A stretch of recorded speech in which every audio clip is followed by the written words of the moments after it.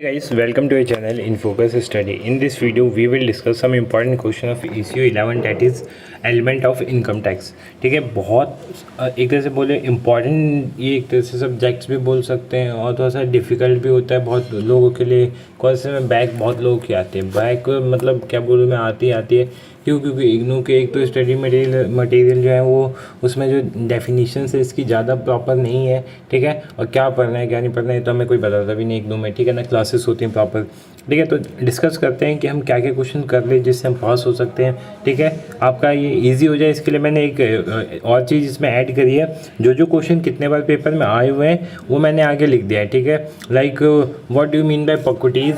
ठीक है, state the types of it, explain taxable perquisites. ठीक है, पकुटीज़ होती क्या है, क्या क्या इसके टाइप्स होते हैं, एक्सप्लेन टैक्सेबल पकुटीज़। ठीक है, जो टैक्सेबल पकुटीज़ होती हैं वो कौन कौन सी होती हैं। तो सिंपली अगर पकुटीज़ देखा जाए तो क्या होता है, ये जो सैलरी और वेजेस के अलावा जो चीज़ हमें मिलता है, एक्स्ट्रा बेनिफिट्स मिलता है, वो क्या होता है, पकुटीज़ होता है। इसके 3 टाइप होते हैं, टैक्सेबल, नॉन टैक्सेबल और एक मिड वाला होता है, उसका नाम आप देख लेना क्या होता है। ठीक है, 3 टाइप के ये होते हैं पकुटीज़ हमारे।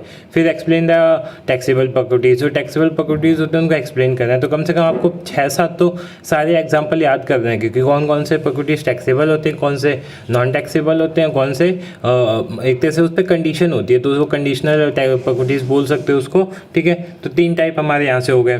फिर एक बार मैं पेपर का पैटर्न भी दिखा देता हूँ, पेपर में क्वेश्चन किस टाइप के आते हैं, ताकि आपके लिए और ज़्यादा हेल्पफुल रहे। ठीक है, हाँ, जैसे ये एक पेपर उठाते हैं जून 2021 का, लास्ट सेमेस्टर का है ये। तो देखो मैं पेपर का फॉर्मेट बता देता हूँ, पता होगा, सबको पता होगा, जिसको नहीं पता हो जिसको पता है वो आगे फॉरवर्ड कर लें, इसको नहीं पता ध्यान से सुनो। इसमें हमें टोटल क्वेश्चन जो करने होते हैं 4 करने होते हैं। ठीक है, 4 क्वेश्चन अटैम्प्ट करने होते हैं। फर्स्ट क्वेश्चन कंपलसरी होता है, तो इसलिए मैं आपको बोल रहा हूँ फर्स्ट कंपलसरी। इसका मतलब क्या है, फर्स्ट आपको टैक्सेबल सैलरी करना ही करना है। ठीक है, टैक्सेबल सैलरी छोड़ के आओगे 14 मार्क्स कवर करता है हमारा टैक्सेबल सैलरी। ठीक है, तो काफ़ी ज़्यादा नंबर है 14 मार्क्स पास होने के लिए। अराउंड 14 मार्क्स का अगर टैक्सेबल सैलरी कर लेते हो और एक कोई क्वेश्चन कर लेते हो थ्योरी का, तो पास हो जाओगे आप। ठीक है, बाकी अच्छे नंबरों के लिए तो हाई। तो पहला क्वेश्चन देख सकते हो, हमें निकालना है क्या इसमें, यहाँ पे लिखा हुआ है compute the taxable income of mister Anurag. ठीक है, for the assessment year of 2020-21। ठीक है, तो पहला क्वेश्चन जो है टैक्सेबल सैलरी से कंफर्म आता ही आता है। ठीक है, और यहाँ पे लिखा भी हुआ है फर्स्ट क्वेश्चन इज कंपलसरी। बाकी 3 क्वेश्चन करने हैं। ऑप्शन कितने हैं हमारे पास, टोटल क्वेश्चन कितने हैं, 6 क्वेश्चन। तो 6 में से 5 बचे, 5 में से 3 क्वेश्चन करने हैं, 2 ऑप्शन और मिल जाते हैं हमें। तो एक आप न्यूमेरिकल कर लो, बाकी 3 थ्योरेटिकल मेरे ऊपर छोड़ो। ठीक है, न्यूमेरिकल में क्या करना है, कॉम्पिटिशन ऑफ इनकम टैक्स या फिर टैक्सेबल इनकम। इसके लिए भी मैं आपकी एक हेल्प कर दी है मैंने, इसमें PDF सारे क्वेश्चन प्रीवियस ईयर के जो टैक्सेबल सैलरी के हैं सॉल्यूशन के साथ मैंने मर्ज कर रखे हैं। आप अगर नीचे जाओगे PDF में तो आपको अभी दिखाऊंगा मैं क्वेश्चन सारे वो। ठीक है, तो सब मैंने नीचे मर्ज किया है, तो आप देख सकते हो वहाँ जाके। अब क्वेश्चन देखो, second question, what do you mean bye provident fund, discuss the different types of provident fund. बहुत ईजी क्वेश्चन है। PF क्या होता है, PF कितने टाइप होते हैं, 4 टाइप्स होते हैं PF के। ठीक है, तो आगे हम डिस्कस करेंगे।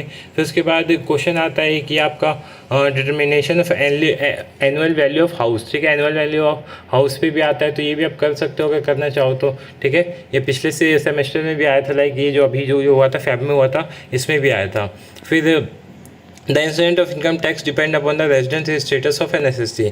तो रेजिडेंट स्टेटस जो होता है ये भी काफ़ी इंपॉर्टेंट क्वेश्चन है, इसको भी आपको कर ही लेना है। बाकी और क्वेश्चन देख लेते हैं, मतलब इजी क्वेश्चन है काफ़ी यहाँ पे।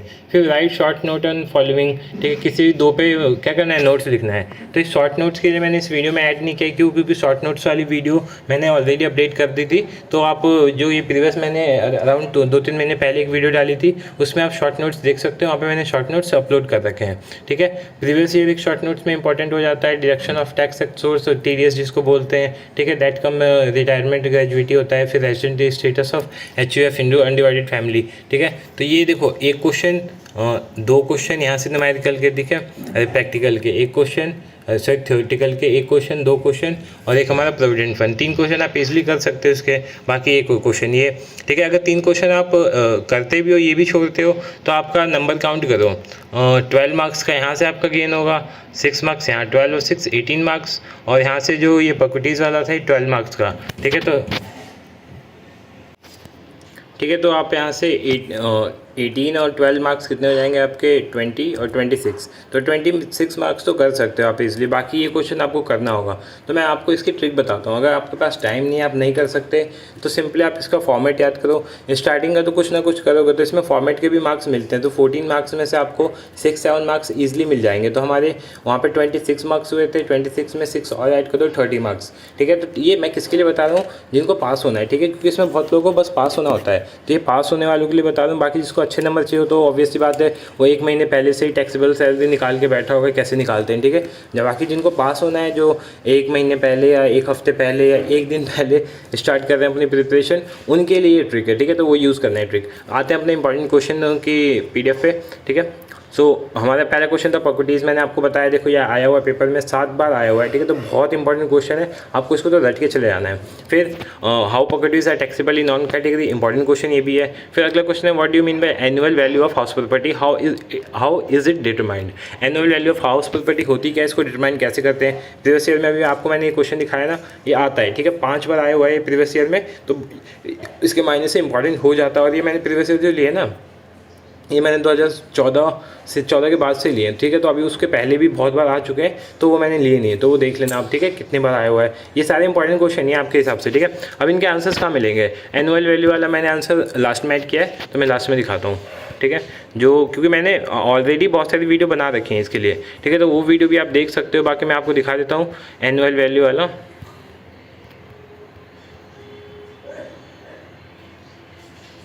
हाँ, ये आंसर है, ठीक है, कि एनुअल वैल्यू कैसे कैलकुलेट करते हैं हाउस रेंट अलाउंस का, ठीक है। तो इसकी 2 कंडीशन होती है। पहली क्या है, he is in India for the period amounting in all 182 days और मोर इन रिलेवेंट प्रीवियस ईयर, ठीक है। तो वो प्रीवियस ईयर में 182 डेज में इंडिया में होना चाहिए, कितना, सॉरी 182 डेज से ज़्यादा होना चाहिए, ठीक है। दूसरा क्या है, he is in India for 60 day more than during the previous year, ठीक है, ये हो गया। फिर हैज़ बीन इंडिया फॉर 365 और more than 4 previous year immediately क्या है preceding the relevant previous year. तो ये तो 2 कंडीशन होती है। फिर एक्सेप्शन भी होते हैं कुछ इसके, like in case of individual who is citizen of India who lives India in any previous year, कोई भी प्रीवियस ईयर में मान लो कोई इंडिया छोड़ के जाता है for the purpose of employment outside the India, ठीक है, इंडिया के बाहर एम्प्लॉयमेंट ढूंढने के लिए। The period of 60 day in condition of number 2 supra shall be substituted by 182 days, that is he shall not be resident of India unless his stay in India at least 182 days during the relevant previous year which he lives India। मतलब इसका simple सा बोलना चाहते हैं ये कि कोई मान लो ए बंदा है, ठीक है, ए कोई पर्सन है, वो जाते हैं इंडिया छोड़ के बाहर फॉरेन काम करने के लिए, ठीक है, और प्रीवियस ईयर में वो इंडिया में अगर 182 डेज नहीं रहा है, ठीक है, तो वो काउंट नहीं होगा, वो इंडिया का सिटीजन नहीं होगा, उसकी सिटीजनशिप नहीं काउंट होगी, ठीक है, टैक्सेबल सैलरी के अंदर में, ठीक है। अगर उससे पहले मतलब 182 डेज प्रीवियस ईयर रह के गया है तो उस ईयर तो काउंट होगी, उसके बाद भले ही ना हो, ठीक है। तो ये है, तो ऐसे इसकी कंडीशंस हैं, ए कंडीशन, बी कंडीशन, ठीक है। फिर इंपॉर्टेंट एक्सप्लेनेशन है कुछ, जैसे a person is said to be Indian origin if he either of his parents or grandparents was born in undivided India, ठीक है, अनडिवाइडेड मतलब आज़ादी से पहले, ठीक है। तो ये हो गया। सेकंड क्वेश्चन क्या है, relevant previous year means the previous year for which the resident status is being determined, ठीक है। थर्ड कंडीशन क्या है, in computing the period of stay in India it is not necessary that the stay should B continuous period. ये जो नहीं है, like मान लो ए था, ठीक है, कोई ए है, वो बहुत घूमता है बाहर, तो वो पहले गया, वो 365 डेज़ होते हैं ना, तो 365 दिन में से 50 दिन वो चला गया बाहर, फिर इंडिया में आया 100 दिन रहा वो, फिर चला गया वो 50 दिन बाहर, फिर आया इंडिया में 85 डेज़ रहा, ठीक है। तो उसके 185 तो कंप्लीट हो गए, तो उस टाइम पे भी वो क्या कहेगा, उस टाइम पे भी उसको इंडिया का सिटीजन बोला जाएगा। क्यों? क्योंकि टोटल मिला के 182 डेज़ रहना है उसको, 185 डेज़ रहना है, कॉन्टीन्यूअस ज़रूरी नहीं है, ठीक है। तो ये पॉइंट हो गया। It is also not necessary that the stay should be only at one place, ठीक है। He may be stayed in Bombay, तो ये सिंपल सी बात है, वो बॉम्बे भी रह सकता है, दिल्ली भी रह सकता है, बैंगलोर भी रह सकता है, ठीक है। तो ये सब पॉइंट अगर आप लिख भी दोगे ना, लाइक ये लिख दो पहला पॉइंट, फिर ये एक्सेप्शन 1-2 लिख दो, फिर इसके क्या क्या एक्सप्लेनेशन है 2-3 ये लिख दो, तो इस पर भी आपको नंबर्स मिल जाएंगे। आपके रूल्स लिखने की जरूरत नहीं है, ठीक है। रूल्स बहुत ज़्यादा हेक्टिक हो जाते हैं, तो आपको ये चीज़ याद रखनी है और ये चीज़ लिख देनी है, ठीक है। तो अब से आपको ये समझ में आ गया हाउस रेंट अलाउंस वाला जो मैंने अभी समझाया। नेक्स्ट क्वेश्चन चलते हैं अपने। ठीक है, ये समझ गए होगे annual value of house property. अगला क्वेश्चन है what are the cases where income of previous year is same as income of assessment year. ठीक है, तो इसके 4-5 केसेस होते हैं कि जब इनकम मतलब देखो सबसे पहले आपको पता होना चाहिए प्रीवियस ईयर क्या होता है और असेसमेंट ईयर होता है। प्रीवियस ईयर जो जिस ईयर में हमने कोई काम किया हो, ठीक है, जैसे अभी चल रहा है क्या 2022 चल रहा है, तो 2021 हमारा प्रीवियस ईयर होगा और असेसमेंट क्या ईयर कौन सा होगा जो अभी चल रहा है 2022 से 23 हो जाएगा। ठीक है, तो ये होता है प्रीवियस ईयर असेसमेंट ईयर। तो कौन से केसेस में दोनों सेम काउंट किए जाते हैं, जो प्रीवियस ईयर होता है और जो असेसमेंट ईयर होता है, ये दोनों काउंट किस केस में से मतलब काउंट होते हैं सेम। ठीक है, तो इसका भी आंसर मैं आपको दिखाता हूँ। ठीक है, ये पेपर में आया हुआ क्वेश्चन है, इस बार जो फैब में एग्जाम हुए थे वो आया हुआ था। ठीक है, तो मैं आंसर हमने बताए थे, बच्चों ने करके भी आया था, तो ये क्वेश्चन ईजी भी था, अच्छा भी है। देखो ये था क्वेश्चन। ठीक है, what are the cases where, दो टाइप के क्वेश्चन बनते हैं इससे, what are the cases where income of previous year and assessment year are same. एक और क्वेश्चन बनता है when previous year and assessment year are same. ठीक है, दोनों क्वेश्चन के आंसर सेम हो जाएंगे। पहला shipping business of non resident, कोई नॉन रेजिडेंट है उसका शिपिंग बिजनेस है तो वो भी इसी में काउंट होगा कि उसका प्रीवियस ईयर असेसमेंट ईयर क्या होगा, सेम होगा। फिर सेकंड कंडीशन क्या है, assessment of person living in India, कोई अगर पर्सन इंडिया लिव करता है तो उसका भी सेम यही कंडीशन होगा कि उसका भी प्रीवियस ईयर असेसमेंट ईयर क्या होगा, सेम होगा। थर्ड जो कंडीशन है वो हमारी है assessment of association of person of a body of individual or artificial person formed for a particular event है, कोई चीज़ हो रही है, इवेंट हो रही है, ठीक है, कोई ऑर्गेनाइजेशन इवेंट करवा रही है तो उसके लिए भी अगर ऑर्गेनाइज होता है तो उसकी भी जो कैलकुलेशन होगी वो क्या होगी, प्रीवियस ईयर असेसमेंट ईयर की सेम होगी। फिर assessment of a person likely to transfer property to avoid tax, ठीक है, जो अवॉइड टैक्स करने के लिए प्रॉपर्टी को एक तरह से भेजते हैं उसको क्या बोलते हैं, हमने पढ़ा था, अगर आपको आप स्टडी कर रहे हो तो आपको पता होना चाहिए क्या बोलते हैं उसको, सिंपली क्लबिंग ऑफ इनकम बोलते हैं। ठीक है, इनकम को क्या करते हैं, क्लब करते हैं किसी और के साथ। ठीक है, तो वो होता है क्लबिंग ऑफ इनकम। फिर एक और पॉइंट होता है, फिफ्थ पॉइंट लिख लेना है इसका, dissolution of form. Fifth point क्या हो जाएगा, डिसोल्यूशन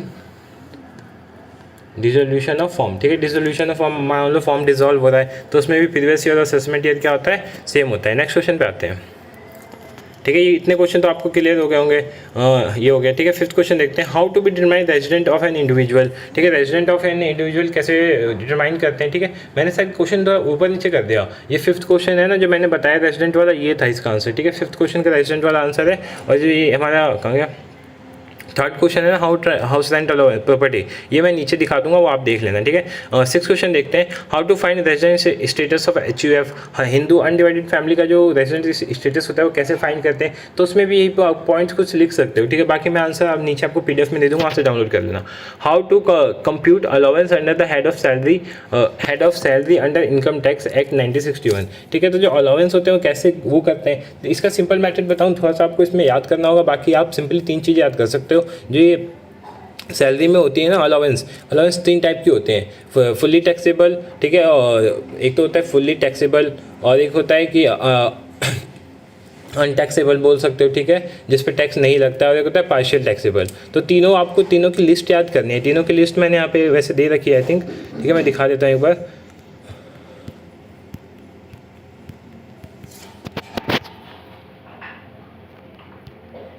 हाँ ये रहा। ठीक है, इस क्वेश्चन का आंसर यही हो जाएगा अलाउंस वाला। तो अलाउंस तो फिक्स क्या है, मॉनेटरी अमाउंट होता है। ठीक है, सिंपली अगर अलाउंस को डिफाइन करना चाहिए तो क्या होता है, मॉनेटरी अमाउंट होता है paid by the employer to employee for meeting some particular expenses whether for personal और perform for his duties. These allowance are generally taxable and are be included in the gross salary unless a specific exempted. ठीक है, exempted income होता है, पहला को होता है fully taxable, दूसरा एग्जाम्प्टेड और इससे पार्शियली होता है। ठीक है, तो ये 3 होते हैं, आपने ये डेफिनेशन लिख दिया, फिर तीनों अलाउंस लिख दो, आपको नंबर मिल जाते हैं। ठीक है, तो फुली टैक्सेबल में कौन सा होता है, DNS अलाउंस होता है, मेडिकल अलाउंस होता है, टिफिन अलाउंस होता है और सर्वेंट अलाउंस होता है। पता होगा आप सबको, टिफिन होता है जो खाने के लिए मिलता है, सर्वेंट मतलब आपके पास कोई सर्वेंट रखा जाता है, तो होता है मेडिकल मतलब जो आपको बीमारी होती है उस टाइम पे, ठीक है, तो उससे बचाने के लिए आपको दिया जाता है। फिर DNS अलाउंस दिया जाता है। ठीक है, फिर उसके बाद पार्शियल में क्या क्या आता है, हाउस रेंट आता है, इंटरटेनमेंट आता है, ट्रैवल आता है, क्योंकि पार्शियल होता है, कभी कभी होता है। फुली टैक्सेबल में क्या क्या आता है, ट्रैवलिंग अलाउंस होता है। ठीक है, अब देखो ट्रैवल अलाउंस ट्रैवलिंग अलाउंस में कंफ्यूज मत होना, ठीक है, थोड़ा सा अलग है दोनों। ठीक है, फिर फॉरेन अलाउंस होता है, फिर allowance to government employ outside India, फिर उसके बाद अलाउंस टू हाई कोर्ट जज। ठीक है, अभी इसके अंदर बहुत सारे हैं, फुल्ली एग्जाम्प्टेड इनकम के एग्जांपल 10 पूछते हैं। ठीक है, तो आपको 10 कम से कम एग्जांपल याद करके रखने, पेपर में बहुत बार आता है। ठीक है, आगे हम क्वेश्चन भी देखेंगे ये इसका। ठीक है, तो ये हो गया हमारा ये। अब आगे देखते हैं क्वेश्चन, नेक्स्ट क्वेश्चन देखते हैं।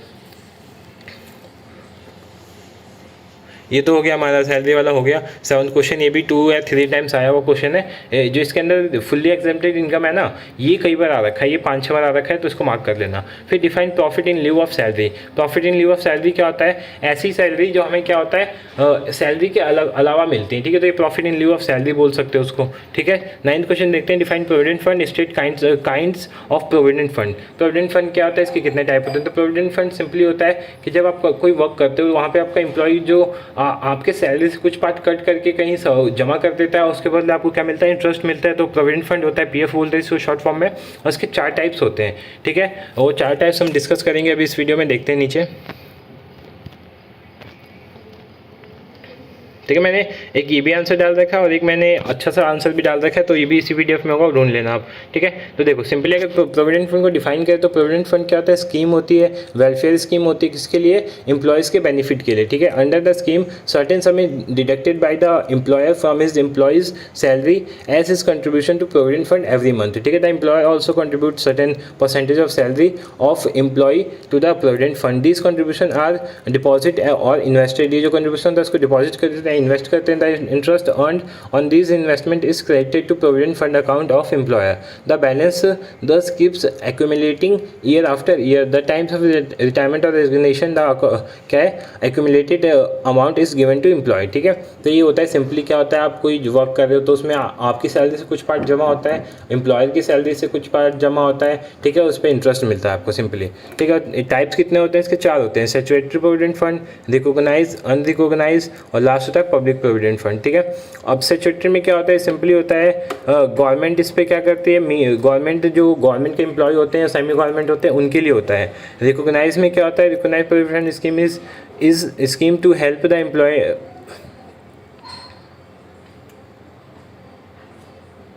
ठीक है। तो इसमें सिंपल सा बोले तो ऐसा याद रखना कि जो भी 20 साल से ऊपर किसी कंपनी में काम कर रहे हैं तो उनके लिए ही होता है, ठीक है, रिकॉग्नाइज प्रोविडेंट फंड। अनरिकॉग्नाइज क्या होता है? जो लोग जॉब अब नहीं करते, अपने लिए वो एक तरह से प्रोविडेंट फंड बनवाना चाहते हैं, ठीक है, तो वो ये इससे करवा सकते हैं, ठीक है। फिर पब्लिक क्या होता है? सबके लिए अलग होता है, तो पब्लिक इसके लिए स्पेसिफिक आप थोड़ा सा पढ़ लेना डीपली, मैं बताऊँगा तो ज़्यादा टाइम हो जाएगा, ठीक है। अब यहाँ पर देखो थोड़ा सा कुछ लिखा भी हुआ है, जो ये स्पेसिफिक इससे स्टैट्यूटरी प्रोविडेंट फंड होता है जो वो फुल्ली एग्जेम्प्टेड होता है, ठीक है, फुल्ली एग्जेम्प्टेड होता है, क्योंकि गवर्नमेंट के एम्प्लॉय होते हैं तो उन पर टैक्स नहीं देना होता, ठीक है। फिर रिकॉग्नाइज में 12% टैक्स होता है, ठीक है, और इसमें यूआरपीएफ में क्या होता है? थोड़ा बहुत टैक्स होता है इसमें। और फिर पीपीएफ में क्या होता है? Not applicable as they are only SSC on contribution. क्यों? क्योंकि इसमें एसएससी की अपनी, पब्लिक में क्या होता है, हम खुद का अपना पीएफ अकाउंट खोलते हैं, तो हमारा एम्प्लॉयर तो है नहीं कोई जो इसमें जमा करेगा, ठीक है, तो यही होता है इसका। फिर इंटरेस्ट क्या होता है? फुल्ली एग्जेम्प्टेड इनकम इंटरेस्ट भी होता है, इसमें कितना होता है? 9.5 होता है, इसमें नहीं होता, उसमें फुल्ली एग्जेम्प्टेड होता है, ठीक है। बाकी क्या होता है? रीपेमेंट वेमेंट देख लेना आप, 1-2 पॉइंट इंपॉर्टेंट नहीं होते, स्किप कर देना, आपको स्किप कर देना, सॉरी इसको। हाँ, नेक्स्ट क्वेश्चन देखने हैं। कैपिटल एसेट्स क्या होते हैं? इसके type of capital asset, right, exception of it, ठीक है। अब कैपिटल एसेट्स होते क्या हैं? सिंपली आपके पास जो भी प्रॉपर्टीज़ है टोटल, ठीक है, पर्सनल प्रॉपर्टीज़ भी उसमें ऐड होती हैं, बस उसके कुछ एग्जाम्पशन होते हैं, वही एग्जाम्पशन पूछते हैं कि क्या इसके क्या क्या एक्सेप्शन है, ठीक है। तो जो जो आपके पास प्रॉपर्टीज़ हैं, चाहे पर्सनल हो चाहे कुछ भी हो, कंपनी की टोटल प्रॉपर्टीज़ को क्या बोलते हैं? कैपिटल एसेट्स बोलते हैं। इससे टाइप्स ऑफ कैपिटल एसेट। अब कैपिटल एसेट के टाइप तो बहुत ईजी हैं। पहला क्या होता है? लॉन्ग टर्म होता है, क्या होता है? लॉन्ग टर्म होता है। दूसरा शॉर्ट टर्म होता है। लॉन्ग टर्म में क्या होता है? जो 1 साल से ज़्यादा के लिए होते हैं, और शॉर्ट टर्म में क्या होता है? जो 1 साल से कम के लिए होते हैं। अब इसमें ना 1 साल तो होता है, मतलब 1 साल मतलब 12 महीने होता है, कभी कभी ना 34 महीने भी दे देते हैं, ठीक है, 12 महीने की जगह 34 महीने दे देते हैं, तो उसका केस भी आप एक बार डीपली स्टडी कर सकते हो। फिर इसके बाद what are the difference between short term and long term capital gain? तो ये इजी है, ये आप कर सकते हो शॉर्ट टर्म लॉन्ग टर्म वाला। What do you mean by income from other source, which income is included in it, ठीक है। तो इनकम फ्रॉम अदर सोर्स क्या होता है? ये बहुत इंपॉर्टेंट क्वेश्चन है, इसको मार्क कर लेना है। यहाँ पे लिखा नहीं मैंने कितने बार आया है, बहुत बार आया हुआ है क्वेश्चन, ठीक है, ये बहुत बार आया हुआ है, इंपॉर्टेंट क्वेश्चन भी। इनकम फ्रॉम अदर सोर्स मतलब मान लो आपने कोई लॉटरी से पैसे मिले, आपको पीएफ पे टैक्स मिला, ठीक है, डिविडेंड मिला, ठीक है, या फिर कोई आप लॉटरी में जीत गए, हॉर्स राइडिंग में जीत गए, तो ये जो भी इनकम सैलरी के अलावा होती है वो क्या होती है? इनकम फ्रॉम अदर सोर्स होता है। तो पेपर में पूछता है इनकम फ्रॉम अदर सोर्स होता क्या है, इसके क्या क्या मतलब क्या क्या इसके अंदर आते हैं। तो इसमें 10 चीज़ें आपको कम से कम याद कर लेनी है जो इनकम फ्रॉम अदर सोर्स के एग्जाम्पल होते हैं। मैंने वैसे आंसर बता रखा है, मैं दिखा देता हूँ एक बार।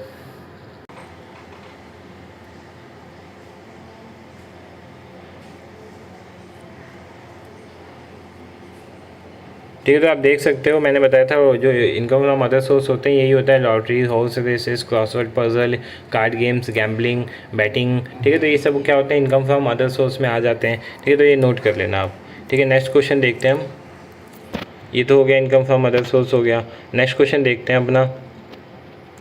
अगला क्वेश्चन है how to compute tax liability of winning from lotteries, crossword puzzle, horse ride. ठीक है, अब यही है कि जो इनकम फ्रॉम अदर सोर्स में ये सब होते हैं इनका पूछता है कि इसको कंप्यूट कैसे किया जाता है। इसमें 3-4 चीज़ें होती हैं। लाइक पहला तो ये पूछ लेता है इंटरेस्ट ऑन सिक्योरिटीज़ को कैसे कंप्यूट करते हैं। ठीक है, ये भी हमारा इनकम फ्रॉम अदर सोर्स में आता है, इसको भी नोट कर लेना। फिर इसके बाद जो हमारे पजल्स होते हैं, लॉटरीज होती हैं, तो इनके इनकम को कैसे कंप्यूट किया जाता है, तो इसका एक मेथड्स होता है। थोड़ा बहुत आपको चीज़ें याद करनी होंगी इसमें, तो मैं लास्ट में समझा दूंगा एक बार टाइम मिलेगा तो अगर। ठीक है, फिर उसके बाद नेक्स्ट क्वेश्चन देखते हैं। 14 BC में आता है, 13 BC में आता है। 15 क्वेश्चन देखते हैं।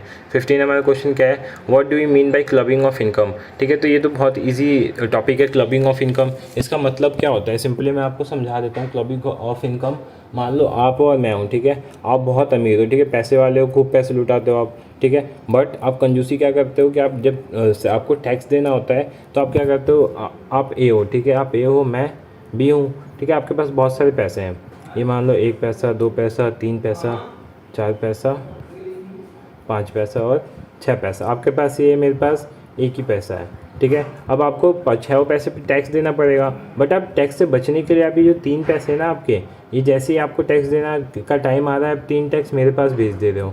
ठीक है, आपके पास बहुत सारे टैक्स हैं, ये मान लो बहुत सारे पैसे हैं, ये भी हैं, ठीक है, ये भी हैं, ये भी हैं, ये भी हैं। ठीक है, तो अब जैसे ही आ रहा है इसमें से कुछ आप मेरे पास भेज दे रहे हो। ठीक है, अब जैसे मेरे पास आपने भेजा, इनकम टैक्स वाले हैं, आपकी सैलरी जब कैलकुलेट करेंगे तो टैक्स तो इतने पे ही लगाएंगे ना। और मेरा क्या है, मेरे जो टैक्स का क्राइटेरिया मैं उसके बाहर हूँ क्योंकि मैं तो बहुत गरीब हूँ। ठीक है, तो मेरे को टैक्स नहीं देना पड़ेगा और आप भी टैक्स से बच जाओगे। ठीक है, तो आप क्या कर रहे हो कि अपने जो इनकम है ना उसको क्या कर रहे हो, क्लब कर रहे हो। मतलब क्लब मतलब उसको और ज़्यादा ऐड ऑन कर रहे हो, कैसे, टैक्स से बच के। तो इसी को क्या बोलते हैं, क्लबिंग ऑफ इनकम। फिर नेक्स्ट क्वेश्चन है what do you understand by set off losses. ये भी काफ़ी इजी क्वेश्चन, अच्छा क्वेश्चन है, समझने वाला क्वेश्चन है। सेट ऑफ लॉसेस का मतलब होता है, मान लो आप बिजनेस स्टार्ट कर रहे हो, आपके बिजनेस में लॉस हो गया, आप लॉस को कवर नहीं कर पा रहे, सेट ऑफ नहीं कर पा रहे, तो उसके लिए आपको ये मौका दिया जाता है कि आप अगले ईयर कर सकते हो सेट ऑफ, उसके अगले ईयर भी कर सकते हो। तो टोटल कितने ईयर तक सेट ऑफ कर सकते हैं, कमेंट में आप बता देना कितने ईयर तक हमें मौका मिलता है अपने लॉस को सेट ऑफ करने का। अराउंड 3 ईयर होता है। ठीक है, आप एक बार कंफर्म कर सकते हो कमेंट में। उसके बाद है how the income according to income tax act to be set off and carry forward. ठीक है, अब जो सेट ऑफ हम करते हैं और कैरी फॉरवर्ड करते हैं तो उसके लिए क्या क्या मतलब एक तरह से रूल्स हैं, तो रूल्स आपको बताने हैं। ठीक है, कैसे होता है। फिर define agriculture income, agriculture income के टाइप्स क्या होते हैं। ठीक है, तो एग्रीकल्चर इनकम सिंपली जो लैंड से इनकम आती है उसे एग्रीकल्चर इनकम बोलते हैं। इसके 2-3 कंडीशन होते हैं, कंडीशन मैं अभी दिखा दूंगा आपको। ठीक है, दिखाई देता हूँ। ये रहा हमारा answer. In India agriculture income in India, ठीक है, in India agriculture income refers to earn a revenue derived from source that include farming land, buildings identified with an agriculture land, commercial produce from horticulture of land. ठीक है, फिर agriculture income is defined as income tax act 1961 according to this from land is situated in India is use for agriculture purpose. ठीक है, पहला है कि जो India में वो होनी चाहिए और जो उसका यूज़ होना चाहिए एग्रीकल्चर पर्पस के लिए होना चाहिए, पहली कंडीशन है। दूसरी condition, any income derived from such land bye agriculture operation including processing of agriculture produce so as to render, ठीक है, if it fit the market or sale of such product। ठीक है, तो थर्ड पॉइंट क्या है, any income attributable to a farm house subject to satisfaction of certain condition specified in regard in section 2A। ठीक है, तो ये हो जाएगा। डी कंडीशन क्या होगी, any income derived from sapling और सीडिंग, ठीक है, grown in nursery shall be deemed to be an agriculture income. तो 4 कंडीशन हो गए एग्रीकल्चर इनकम की। फिर एक पार्शियल इनकम एग्रीकल्चर इनकम भी पूछता है, तो पार्शियल भी एक बार देख लेना। ठीक है, उसके टाइप्स जो होते हैं वो देख लेना। अब अगला क्वेश्चन है what do you mean bye TDS. TDS क्या होता है, टैक्स डिडक्शन या सोर्स। ऐसे इनकम बोल सकते हो जो क्या होते हैं तुरंत उस पर टैक्स अप्लाई हो जाता है। ठीक है, टीडीएस यही होता है। इसके 5-6 एग्जांपल आप देख लेना। ठीक है, इजी है क्वेश्चन काफ़ी, पेपर में आता भी काफ़ी बार क्वेश्चन है। 20 क्वेश्चन देखते हैं। What do you mean by transfer of capital asset, capital asset का ट्रांसफर से आप क्या समझते हो ये बताना है। फिर what do you mean bye exempted income, ऊपर हमने डिस्कस किया था सर ट्रैवलिंग अलाउंस क्या होता है, एग्जेम्प्टेड होता है, ठीक है। तो ये एग्जेम्प्टेड इनकम में आते हैं। तो बहुत सारे इनकम होते हैं जो एग्जेम्प्टेड होते हैं, जैसे स्कॉलरशिप हो गया, ठीक है, और भी बहुत सारे होते हैं जो इसके अंदर आते हैं। तो आप देख लेना, कम से कम 10 याद रखना है एग्जेम्प्टेड इनकम के एग्जाम्पल। फिर what happen while delay in filling income tax return, ठीक है। जब इनकम टैक्स रिटर्न में आप डिले करते हो तो क्या क्या हो सकता है आपके साथ ये बताना है, ठीक है। सिंपली इसमें पैन का आ जाता है, पैन कार्ड से लिंक होता है आपका, तो आपकी डिटेल को बैन कर सकते हैं, आप पे और एक्स्ट्रा चार्ज लगा सकते हैं। शॉर्ट नोट्स में मैंने बताया पैन हो गया, ठीक है, फिर पार्शियल इनकम हो गया, ठीक है, फिर treatment of dividend under IFOS हो गया, ठीक है। तो ये तो शॉर्ट नोट्स इतने इंपॉर्टेंट नहीं है, मैंने शॉर्ट नोट्स के लिए वीडियो बनाई थी, वो वीडियो आप जाके देख सकते हो एक बार, वहाँ पे है। अब प्रैक्टिकल क्वेश्चन में आपको क्या करना है ये बता देता हूँ मैं एक बार। पहला जो क्वेश्चन है तो 14 मार्क्स का कंफर्म आएगा, 14 मार्क्स का, तो इसको आप कर लेना। फिर competition of income from other source ये भी आता है। फिर कंपटीशन ऑफ कैपिटल गेन ये भी आता है। फिर इसके बाद एक आता है जो अभी मैंने दिखाया था आपको, competition of income from house property, ठीक है, कंपटीशन। फिर इसके बाद ये तो हो गया, मैंने बता दिया। फिर इसके बाद इसमें कुछ और भी इंपॉर्टेंट क्वेश्चन हैं, लाइक डिफाइन कैपिटल एसेट्स इस पर, ठीक है, और कौन कौन से एसेट हैं जिसके अंदर इंक्लूड नहीं होते, तो मैंने शॉर्ट में इनके आंसर्स बता रखे हैं। ये क्वेश्चन हो गया। फिर जो ये हाउस रेंट अलाउंस होता है, ठीक है, जो इंडियन रेजिडेंट होता है, वो इसमें सारे मैंने अच्छे से समझा रखा है कि या तो 182 डेज और उससे ज़्यादा रेजिडेंट होना चाहिए, लेस देन अगर 182 डेज हुआ तो उसमें क्या कंडीशन है कि 120 days more and less than 182 days, इसमें क्या कंडीशन है, ठीक है। तो ये सब कंडीशन आप अच्छे से देख लेना, तो इससे आपका ये समझ में आ जाएगा। और मैं आपको दिखा देता हूँ एग्रीकल्चर इनकम क्या होता है, मैंने समझा दिया था, ठीक है। एग्रीकल्चर इनकम हो गया, हाँ ठीक है। ये क्वेश्चन समझिए, what is income from other source, explain income chargeable under income from other source. तो पहला क्या होता है, डिविडेंड होता है। दूसरा क्या होता है, income from winning lottery, crosswords, puzzle, ठीक है, ये होता है। Any sum received by SSC from his employees, ठीक है, तो ये होता है। फिर income by the way of interest on securities, जो सिक्योरिटीज़ पे इंटरेस्ट आता है वो भी इसी के अंदर आता है, इनकम फ्रॉम अदर सोर्स। फिर उसके बाद इनकम फ्रॉम मशीनरी, ठीक है, ये हो गया। तो ये कुछ पॉइंट्स है जो आप अच्छे इंपॉर्टेंट है, जो पेपर में लिखने लायक है, इसको याद कर लेना।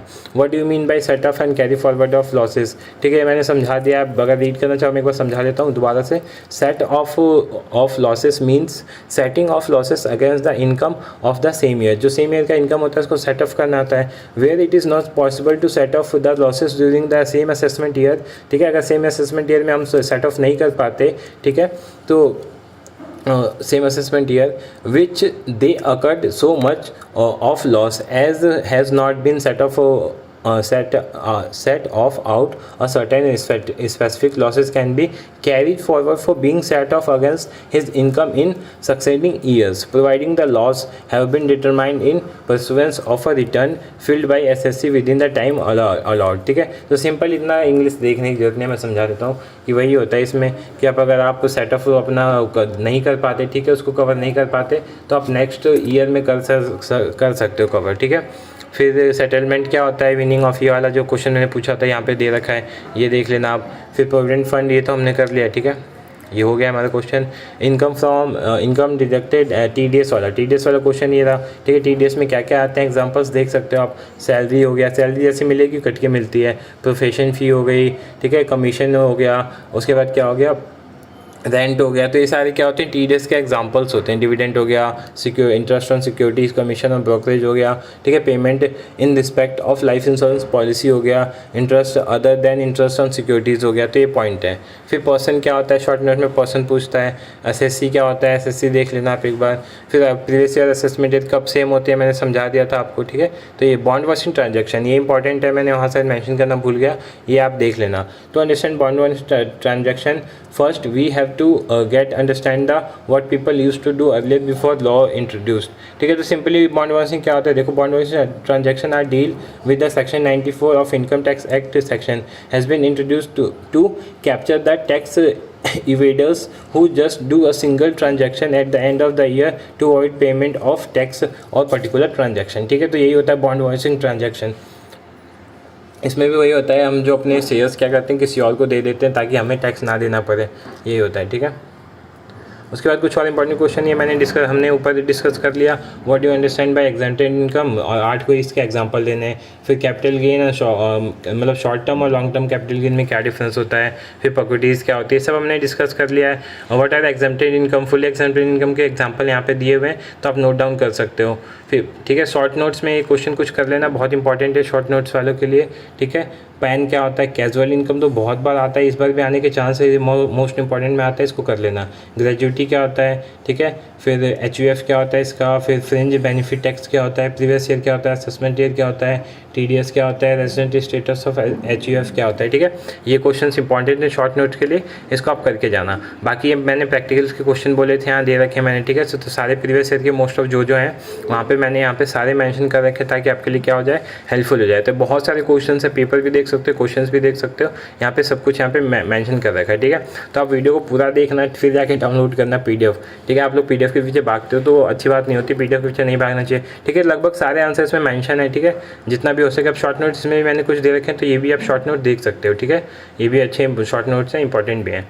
ठीक है, सो होप्स आपको ये वीडियो अच्छी लगी हो, काफ़ी मेहनत लगी इस वीडियो को बनाने में, नोट्स लिखने में। ठीक है, चीज़ें आप सोचते हो कि बहुत ईजिली हमें मिल जाती हैं, बट नहीं मिलती हैं। मेरे भी एग्जाम से, बट मैंने एग्जाम को छोड़ के, उसकी तैयारी को छोड़ के आपके लिए वीडियो बनाई है, ताकि आपके लिए हेल्प हो सके। ठीक है, सो वीडियो को लाइक कर देना, कमेंट कर देना वीडियो कैसी लगी है। मिलते हैं नेक्स्ट वीडियो में। Thank you so much for watching this video.